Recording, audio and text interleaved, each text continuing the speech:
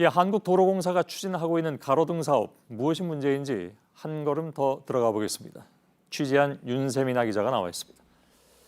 도로공사가 추진하는 스마트 가로등의 핵심 부품이 이제 알고 보니까 이강래 도로공사 사장의 동생들이 운영하는 회사의 제품이다, 이런 얘기잖아요.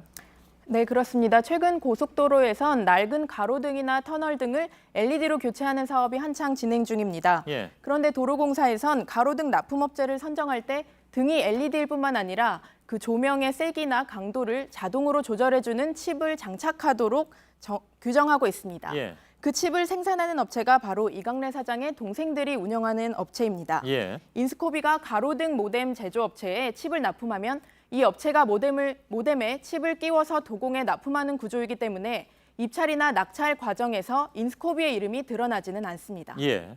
자, 이강래 사장은 그렇다면 동생 회사가 이 LED 조명 부품 업체인지 전혀 몰랐다, 이런 입장을 내보였다는 얘기죠, 처음에는.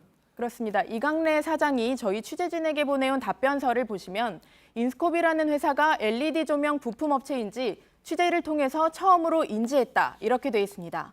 하지만 이 사장이 올해 공개한 재산 내역을 보면 부인이 인스코비 자회사의 주식을 가지고 있는 것으로 신고했습니다. 또 이 사장의 동생은 취재진과의 통화에서 도로공사와의 납품 관계를 이미 알고 있다고 했습니다.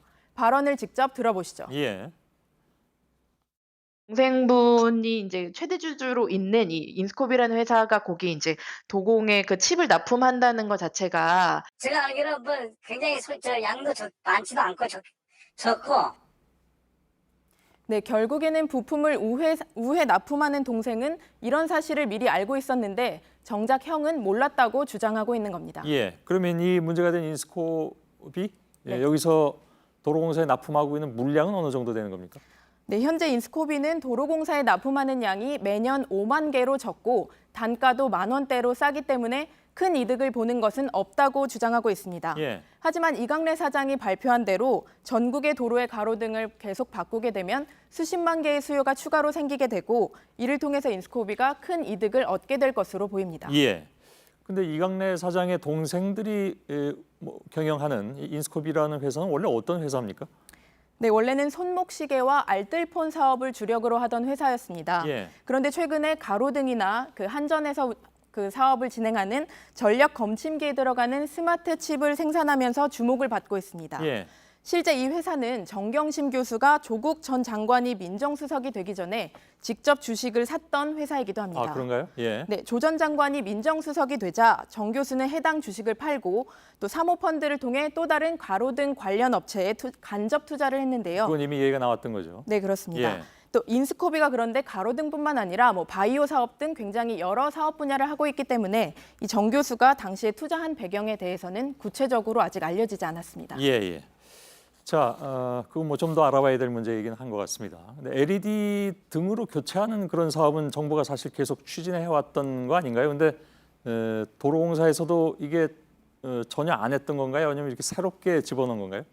사실 LED 등 교체 사업은 정부의 에너지 효율화 정책 중 하나인데요. 시범 사업이 일부 진행이 되고 있었고 2018년부터 전면 확대가 된 겁니다. 예. 정부가 사업비의 40%를 지원해주면서 관련 사업에 뛰어드는 업체들이 늘고 있는데요. 예. 그런데 도로공사의 경우에는 말씀드린 인스코비 등 3개 업체만 생산하는 칩을 규격으로 정하고 있습니다. 예. 도로공사의 모뎀을 납품하는 업체들은 이런 기준이 매우 폐쇄적이라고 지적을 하고 있는데요. 앞서 송승환 기자의 리포트에서도 보신 것처럼 이 3개 업체 가운데 인스코비를 제외한 다른 곳은 아예 납품을 거부하는 경우도 있어서 사실상 인스코비 한 곳에서만 칩을 살 수밖에 없다, 이런 얘기도 나왔습니다. 구조적으로 그렇게 돼 있다, 그런 얘기군요. 네, 업계 관계자의 말을 직접 들어보시죠. 예. 이게 굉장히 폐쇄적이고 KS라고 해서 만들어놨는데 굉장히 폐쇄적인 구조예요. 예. 이 간접 납품이라고는 하지만 공직자의 이해 충돌 문제하고 당연히 그게 부딪힐 수밖에 없는 문제 아닌가요? 네, 저희 취재 결과 일부 전문가들도 상법을 일부 위배한 소지가 있다, 이런 판단을 내놨습니다. 예. 이강래 사장의 형제들이 운영하는 회사가 도로공사와 어떤 식으로든 거래 관계를 맺었다면 이것을 포함해서 이강래 사장과의 관계까지 이사회에 투명하게 알려야 했다는 겁니다. 예. 변호사의 말을 직접 들어보시죠. 전체적인 이사의 충실함으로 봤을 때는 형제자매도 일정 부분은 이해성충의 가능성이 있기 때문에 정확하게 정보를 제공을 미리 하는 것이 적절한. 예, 여기까지 듣겠습니다. 윤세민아 기자였습니다. 수고했습니다.